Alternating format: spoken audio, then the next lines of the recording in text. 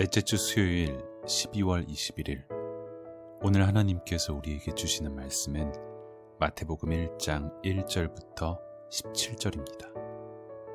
아브라함과 다윗의 자손 예수 그리스도의 계보라.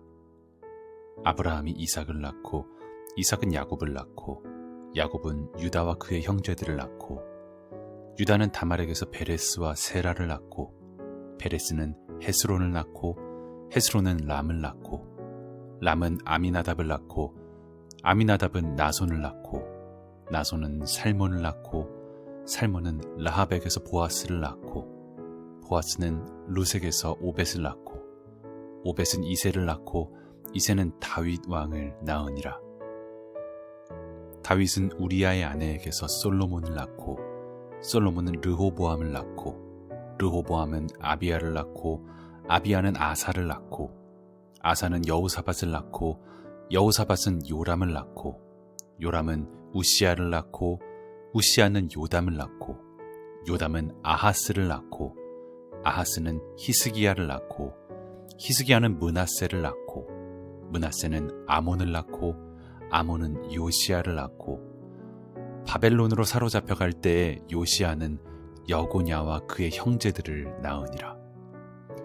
바벨론으로 사로잡혀간 후에 여고냐는 스알디엘을 낳고 스알디엘은 스룹바벨을 낳고 스룹바벨은 아비훗을 낳고 아비훗은 엘리야김을 낳고 엘리야김은 아소르를 낳고 아소르는 사독을 낳고 사독은 아킴을 낳고 아킴은 엘리훗을 낳고 엘리훗은 엘르아사를 낳고 엘르아살은 맏단을 낳고 맏단은 야곱을 낳고 야곱은 마리아의 남편 요셉을 낳았으니 마리아에게서 그리스도라 칭하는 예수가 나시니라.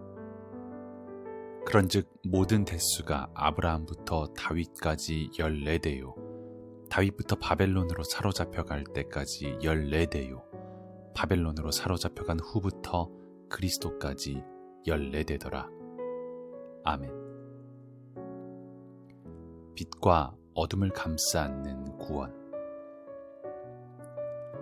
중요한 소식을 전하려고 할 때 서두를 무엇으로 시작할까 하는 것은 매우 중요합니다. 읽는 이를 끌어들일 매력과 읽으면 무언가를 얻을 수 있겠다는 마음이 들어야 독자는 글을 계속 읽고 싶겠죠. 그런 의미에서 마태복음의 시작은 매우 흥미롭습니다. 우리에게야 낯선 것이지만 당시의 사람들에게 누군가를 소개할 때 사용하는 최고의 방식입니다. 그런데 이 족보를 대하는 이들은 고개를 끄덕이다가 이게 무슨 소리야? 라고 할 만큼이나 당황할 수밖에 없습니다. 예수님의 족보에는 이스라엘의 믿음의 중요 인물이 모두 등장합니다. 아브라함과 이삭과 야곱 등 믿음의 조상이 등장하고 다윗을 위시하여 이스라엘 왕국의 정통성이 드러납니다. 복음서를 기록한 저자는 이스라엘 민족의 믿음과 역사가 예수 그리스도 안으로 수렴되었다고 선언하면서 예수님을 통해 이 믿음과 역사가 어떻게 전개될지 궁금하지 않냐고 묻는 거지요.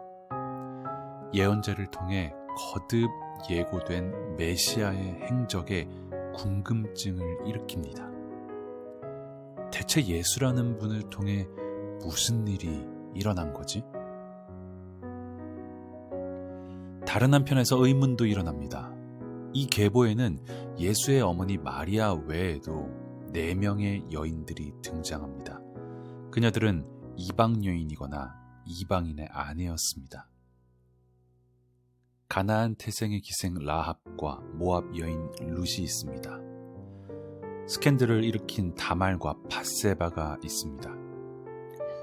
마태복음은 밧세바라고 기록하지 않고 우리아의 아내라고 기록함으로써 치부를 들춰내며 믿음의 성조들과 대비시킵니다.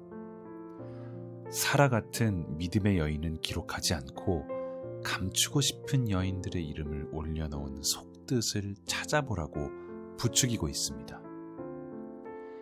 하나님의 구원사를 드러내는 이 계보는 하나님의 구원 계획이 시대와 역사를 초월하며 인간의 판단과 범주를 넘어서는 것임을 보여줍니다. 거기에는 신실한 왕도 있지만 악하고 허물로 가득한 왕도 있습니다.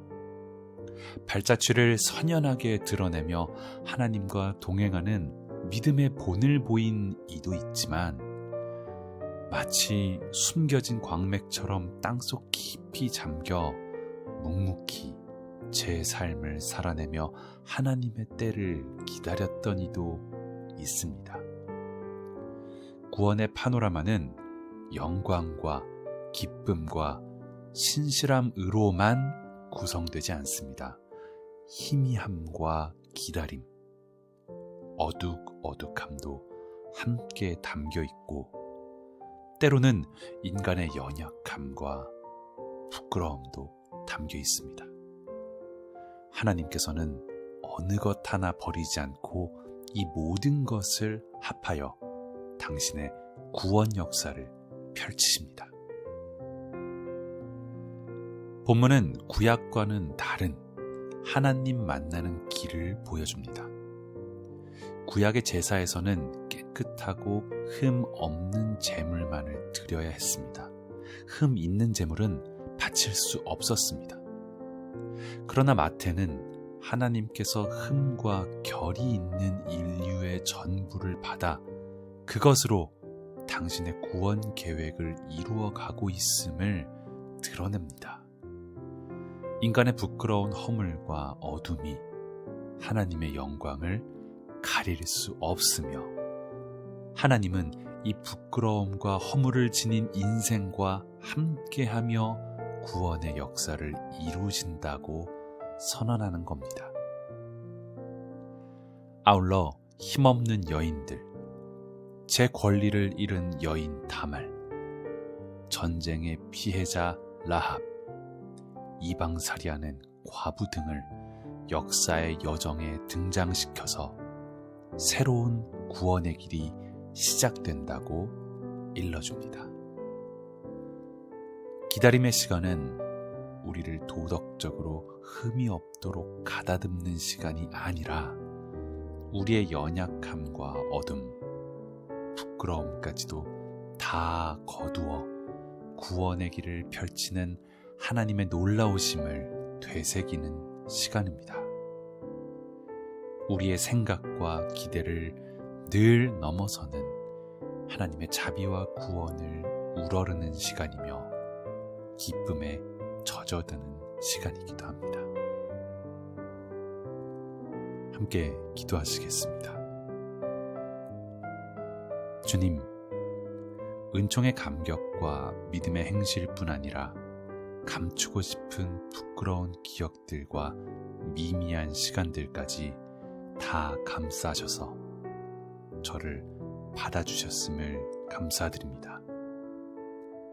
저의 구원에만 취하지 않게 하시고 당신의 구원의 신비와 놀라움에 더 빠져드는 기다림의 시간이 되게 하십시오. 그리고 저도 다른 이들의 미미한 부분과 부끄러운 순간들을 넉넉히 용납하고 품을 수 있는 너른 마음을 허락해 주십시오. 아멘.